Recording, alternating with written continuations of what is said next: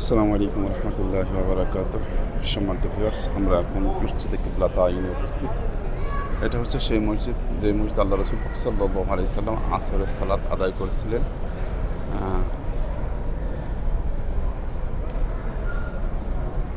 উপরে লক্ষ্য করলে জায়নামাজ দেখতে পাবেন, অর্থাৎ মসজিদুল আকসার দিকে তিনি সালাত আদায় করছিলেন। এমন অবস্থায় আল্লাহ রাসূল সাল্লাল্লাহু আলাইহি সাল্লামের কাছে ওহী নাযিল হলেন, আপনি আপনার কিবলা পরিবর্তন করুন। তখন আল্লাহ রাসূল পাক সাল্লাল্লাহু আলাইহি সাল্লাম কিবলাকে পরিবর্তন করে তিনি কাবাকে সামনে রেখে সালাত শুরু করলেন, অর্থাৎ 2 রাকাত তিনি এইদিকে নামাজ পড়লেন, 2 রাকাত এইদিকে। এটা হচ্ছে মসজিদে কিবলা তাইন নামে পরিচিত। অনেক সুন্দর, অনেক দেশ হতে দেশান্তর হতে অনেক মানুষ, কত প্রবাসী ভাই, কত ভিন্ন ধরনের মানুষ এখানে অবস্থান করে তা দেখার জন্য আপনাকে আমরা ভিতর থেকে বাহির দেখাচ্ছি। এটা হচ্ছে মসজিদে কিবলা তাইনের সংক্ষিপ্ত ইতিহাস। এটা যদি আপনারা দেখেন তাহলে বুঝতে পারবেন। এরপর আমরা মসজিদে কিবলা তাইন থেকে বের হয়ে যাচ্ছি।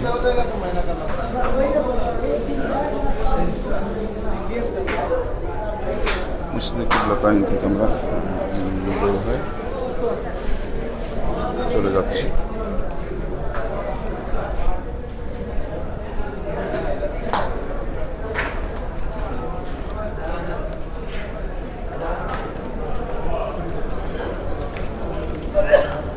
এখানে বিনামূল্যে কিছু মানুষকে টিকা প্রদান করা হয়, মানুষের অসুখ বিসুখ যেন না হয়।